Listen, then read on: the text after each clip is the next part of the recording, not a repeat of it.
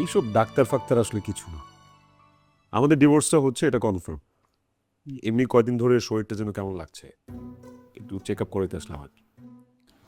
উনি মনোরোগ বিশেষজ্ঞ, সাইকিয়াট্রিস্ট। ওকে, জানি তো, I know every details about her, সব কিছু জানি। কিন্তু আমার মানসিক যে অবস্থাটা এখন আছে, আমার মনে হচ্ছে আমাকে কেউ কালো জাদু করেছে, ব্ল্যাক ম্যাজিক। কি? হ্যাঁ, কালো জাদু। এখন শহরের অনেক স্মার্ট মেয়েরা এগুলো করে। আরে এমনিতে ওই আমার অফিসের 2টা মেয়ে ইদানিং আমার উপর এত খিল্লি খেয়ে আছে, এত ফ্লার্ট করে, মাই গড। আচ্ছা, উনি কি বাইরে চান্স কালো জাদুবিদ্যায় পারদর্শী তো? তুমি কি আমার সাথে রসিকতা করছো এখানে?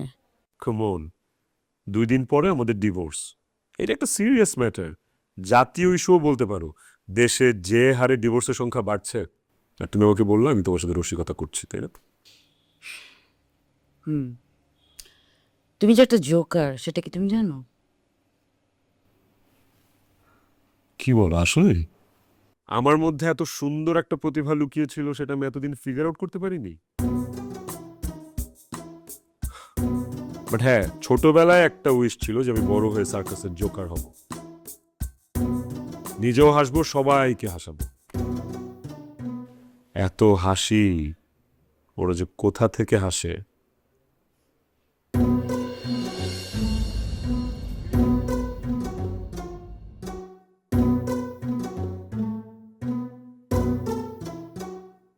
কি ব্যাপার, আপনি মাস্ক পরে আছেন কেন? আমি আপনাদের একটা টেস্ট নিচ্ছিলাম। এই যে আপনারা আমাকে মাস্ক পরা দেখে ভয় পান কিনা, অবাক হন কিনা। আপনারা দুজনেই কিন্তু ভয়ও পেয়েছেন, অবাকও হয়েছে। তার মানে আপনাদের মাথায় কোনো সমস্যা নেই, মানে আপনাদের কোনো মেন্টাল প্রবলেম নেই। হুম, ভয় আপনার এই উদ্ভট মাস্ক দেখে পাইনি, ভয় পেয়েছি আপনার চেহারাটা দেখে।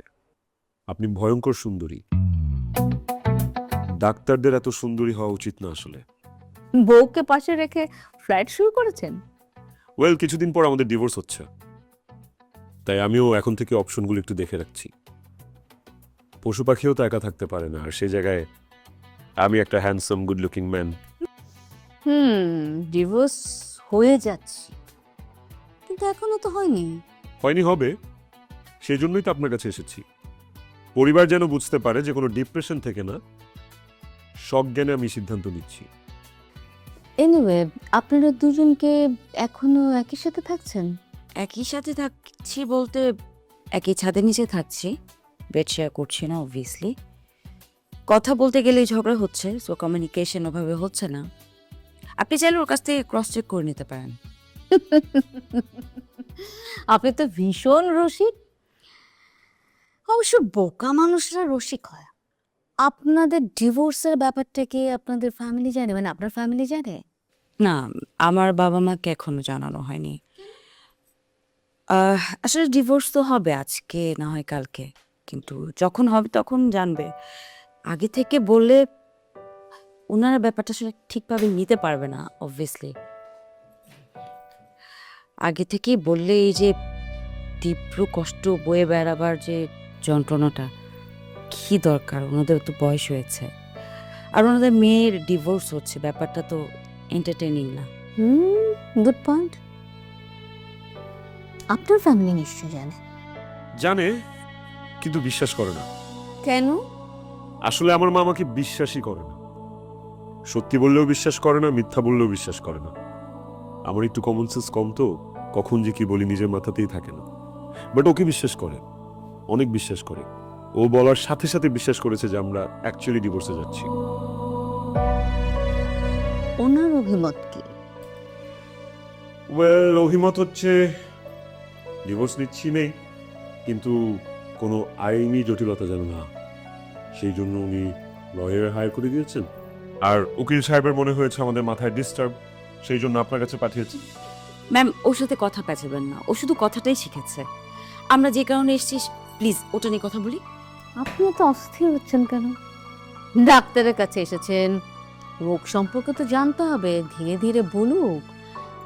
যদি রোগ সম্পর্কে ভালো করে না জানি তাহলে তো ভুল ট্রিটমেন্ট হবে, তাই না? আচ্ছা, আপনার কেন মনে হলো যে একসাথে থাকা সম্ভব না? ম্যাম, একসাথে থাকা সম্ভব, কিন্তু একসাথে থাকাটাই কি সম্পর্ক? আচ্ছা, আপনাদের বিয়েটা কি অ্যারেঞ্জ ম্যারেজ না লাভ ম্যারেজ? অ্যাপ্রোচ আমার দিক থেকে ছিল, বাট তারপর হাতে পায়ে ধরে আমি ওকে রাজি করি। এই এক্সকিউজ মি, তুমি আমার হাতে পায়ে ধরে তারপর রাজি করিয়েছো? না মানে হাতে পায়ে ধরার সুযোগ হয়নি, বাট তুমি যদি রাজি না হতা তাহলে তো ধরেই লাগতো, তাই না? ব্যর্থ হাজবেন্ড হতে পারি, ব্যর্থ প্রেমিক তো আর ছিলাম না। ম্যাম আই এম সরি, আমি আসলে আজকে উঠি, done for today.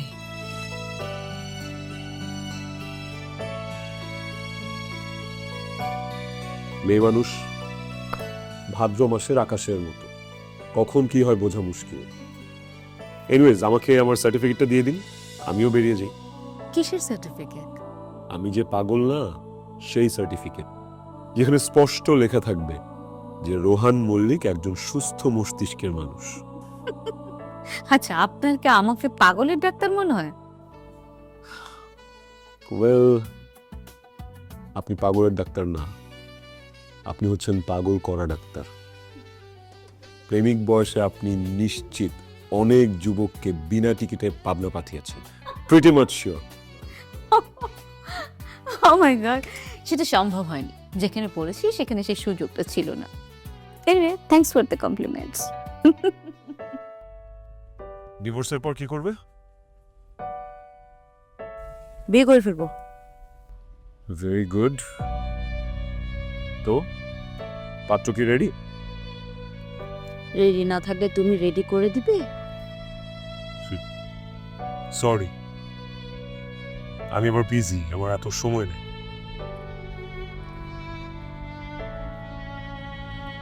But good decision, বিয়ে আসলে করাই উচিত। মানুষ আসলে পরজীবী, একা একা বাঁচতে পারে না। সুখে থাকার জন্য একজন মানুষ লাগে, আর দুঃখ দেওয়ার জন্য একটা মানুষকে জীবনের পাশে লাগে। গোপাল ভাঁড় থেকে তো তুমি ডিরেক্টলি ফিলোসোফার হয়ে গেছো। আমার সাথে থেকে থেকে তুমিও তো একটু গোপাল ভাঁড় হয়ে গেছো। আনফর্চুনেটলি রসিকতার বদভ্যেসটাই আয়ত্ত করতে পেরেছি।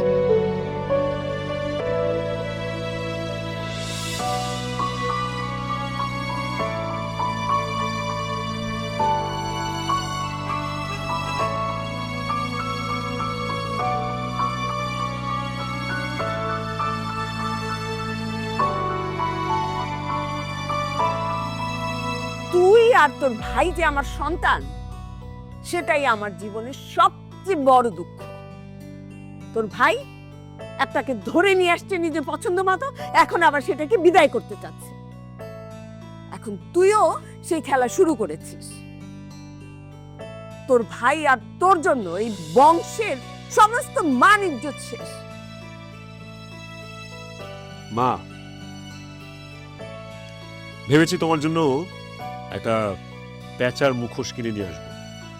প্যাঁচার মুখোশ দিয়ে আমি কি করব? আত্মীয় স্বজন আসলে আত্মীয় স্বজনের সামনেই প্যাঁচার মুখোশটা পরে প্যাঁচার মতন করে বসে থাকবে।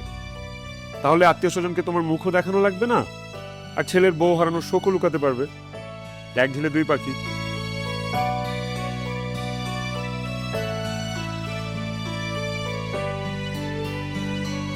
আর তুই হাসিস কেন? হ্যাঁ,